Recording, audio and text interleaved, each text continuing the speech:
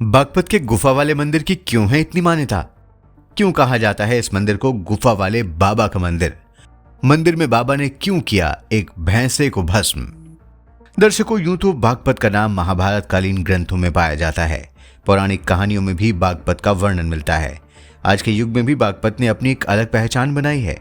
इसके पीछे कारण है यहाँ मौजूद ऐतिहासिक स्मारक और मंदिर। आज हम आपको बागपत में मौजूद एक खास मंदिर के बारे में बताने जा रहे हैं। इस मंदिर की इतनी ज्यादा मान्यता है कि यहाँ जो भी श्रद्धालु सच्चे मन से मनोकामना मांगता है, उसकी मनोकामना पूरी हो जाती है। इस मंदिर में एक बाबा ने एक भैंसे को शाप दिया था और वो भस्म हो गया। क्या है इस मंदिर का पूरा सच? क्यों इस मंदिर में दूर दूर से श्रद्धालु मनोकामना मांगने आते हैं? चलिए जानते हैं इस मंदिर के बारे में पूरी सच्चाई। इन सभी सवालों के जवाब जानने से पहले आप हमारे चैनल को सब्सक्राइब कर लें और वीडियो में अंत तक बने भी रहें।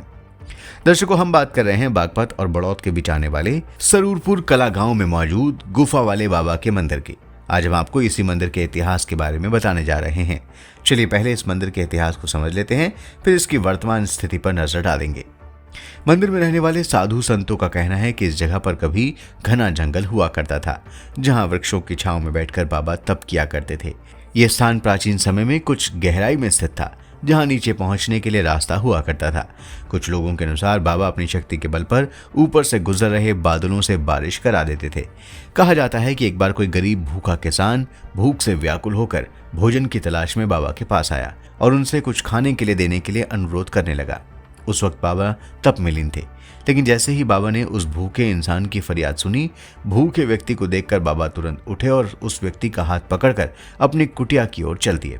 जैसे ही उन्होंने कुटिया में प्रवेश किया, बस पलक झपकते ही बाबा किसान के साथ दूर कहीं चल रहे शादी समारोह में पहुंच गए। ये देखकर किसान को बड़ा ही आश्चर्य हुआ।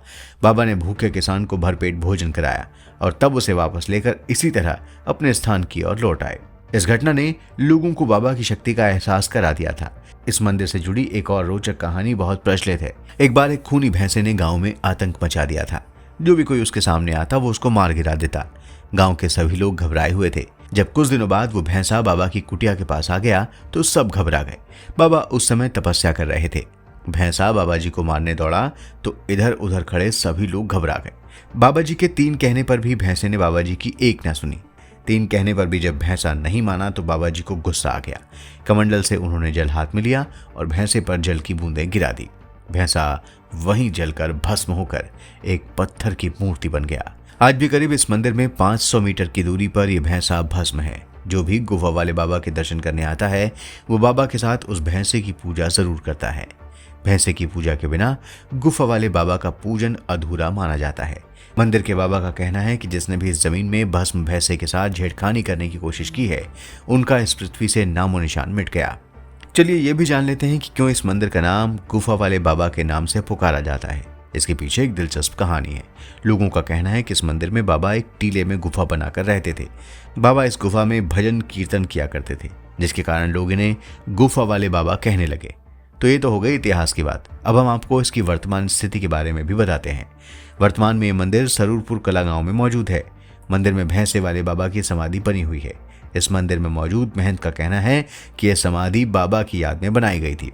इस मंदिर में एक धूनी भी रमी हुई है, जो कई साल से ऐसे ही जलते चली आ रही है। इस धूनी रमाना से लोग राख लेकर घर जाते हैं। जब भी कोई संकट आता है तो लोग इसे अपने माथे पर लगा लेते हैं। ऐसी मान्यता है कि मनोकामनाएं पूरी होने पर लोग इसी धूनी में त्रिशूल भेंट करने आते हैं।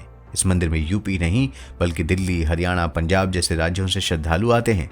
इस मंदिर में साल के पूरे 12 महीने भक्तों की भीड़ लगी रहती है। आपका भी कभी बागपत की तरफ जाना हो तो आप जरूर इस मंदिर में दर्शन करने जाएं।